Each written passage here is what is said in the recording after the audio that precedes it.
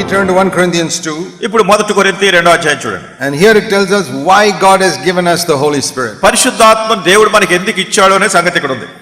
1 Corinthians 2 verse 9.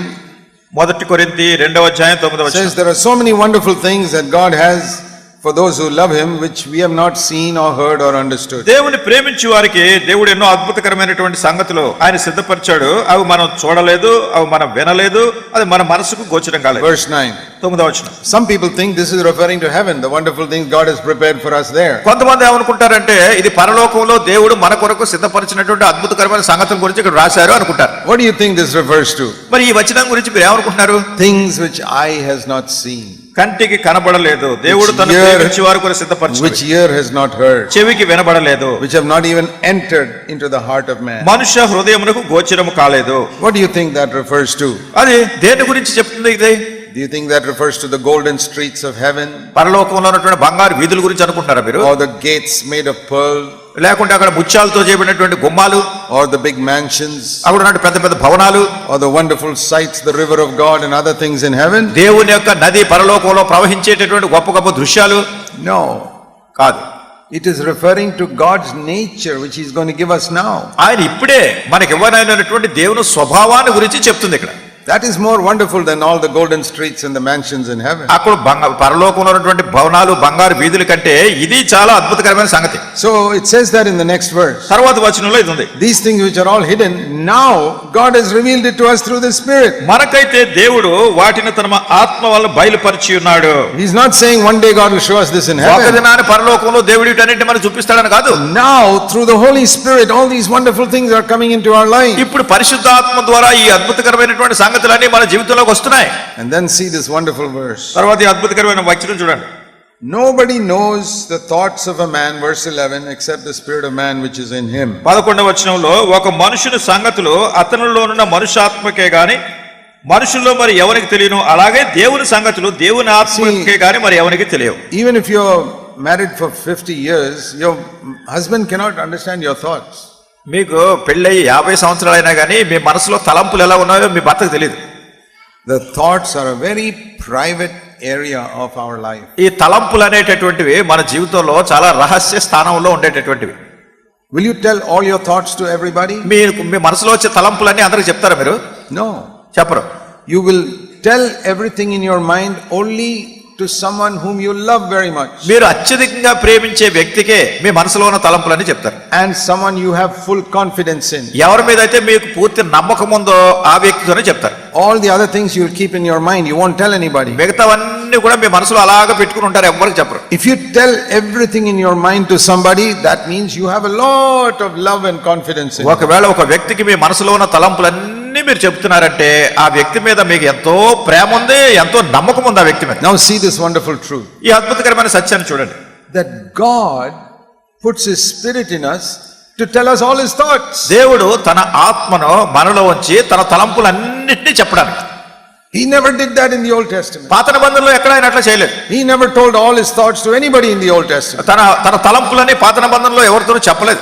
But now when he sends the Holy Spirit, he's trying to tell us all the thoughts in his mind. ఇప్పుడు తన పరిశుద్ధాత్మను ఆయన పంపించడానికి ప్రయత్నం చేసినప్పుడు తన తలంపులన్నీ తన ద్వారా చెప్పడానికి. That's like a very loving husband saying to his wife, now that you're my wife, I will tell you everything in my mind. అది ఎట్లా ఉంటుందంటే ఎంతో ప్రేమించేటటువంటి భర్త తన భార్యతో ఇప్పుడు నీవు నా భార్యవు కదా, నా సంగతులన్నీ నీకు చెప్తాను విను అని చెప్పినట్టుగా ఉంటుంది. That's wonderful. అది ఎంతో అద్భుతకరమైంది. And that is why I read the Bible. అందుకొరకే బైబిల్ చదువుతున్నా. And in the last 50 years, God has told me so many things in his mind. గతించిన 50 సంవత్సరాలుగా దేవుడు తన మనసులో ఉన్నటువంటి అనేకమైనటువంటి తలంపులు ఆయన నాకు తెలియజేశారు. You say, how, Brother Zach, will he tell me also? అయితే మీరు అనొచ్చు, సోదరుడు జాక్ గారు ఆయన నాకు కూడా చెప్తాడా అలా అంటే? Yes, if you read the Bible, he will tell you. అవును, మీరు బైబిల్ చదివితే ఆయన మీకు కూడా చెప్తాడు ఈ సంగతులన్నీ. If you read the Bible and ask the Holy Spirit, tell me the thoughts of God. మీరు బైబిల్ చదువుతూ పరిశుద్ధాత్మని అడిగి దేవుని తలంపులన్నీ నాకు చెప్పమని అడిగితే, I want to know all the thoughts of God. దేవుని తలంపులన్నీ నేను తెలుసుకోవాలని కోరుతున్నాను. And I want you to change my way of thinking. నేను అసలు ఆలోచించే విధానాన్ని నేను మార్చుకోవాలనుకుంటున్నాను. I believe many of us have not understood the thoughts of God. నేను నమ్మేది ఏమిటంటే మనలో అనేక మంది దేవుని యొక్క తలంపులను గ్రహించలేదు. That is why we don't look at things the way Jesus looks at them. అందుకొరకే సంగతులను యేసుక్రీస్తు ప్రభువారు ఏ విధానంలో చూస్తున్నారో అట్లా మనం చూడడం లేదు. How do you know whether the Holy Spirit is changing your mind? పరిశుద్ధాత్మ మీ మనసును మారుస్తున్నారో లేదో ఎట్లా తెలుస్తుంది? Here is one way ఇది ఒక మార్గం to find out. తెలుసుకోవడానికి. You will begin to look at people and things the way Jesus looks at them. మీరు ప్రజలను గాని ఆయా పరిస్థితులను గాని మీరు చూసినప్పుడు యేసుక్రీస్తు ప్రభువారు ఏ విధానంలో తలస్తున్నారో అదే విధానంలో తలంచటం. Some of you have been believers many years, but your mind has not changed. మీలో అనేక సంవత్సరాలుగా మీరు విశ్వాసులుగా ఉన్నారు కానీ మీ మనసు అసలు ఏం మారలేదు. Because first of all, you don't spend time reading the Bible. ఎందుకంటే మొట్టమొదట దేవుని వాక్యాన్ని చదవటంలో మీరు సమయం గడపట్లేదు. You spend more time reading all these storybooks and newspapers and watch television and all me that. సమయం అంతా కూడా ఏంటంటే కథల పుస్తకాలు లేకుంటే వార్తాపత్రికలు టెలివిజన్లు చూడటం వీటిలోనే మీరు టైం అంతా గడుపుతున్నారు. How can you think like God if you spend your time watching television? మీ సమయం అంతా టీవీ చూడటానికే గడుపుతుంటే దేవుడు ఆలోచించినట్టుగా మీ మనసు ఏం ఆలోచించగలరు మీరు?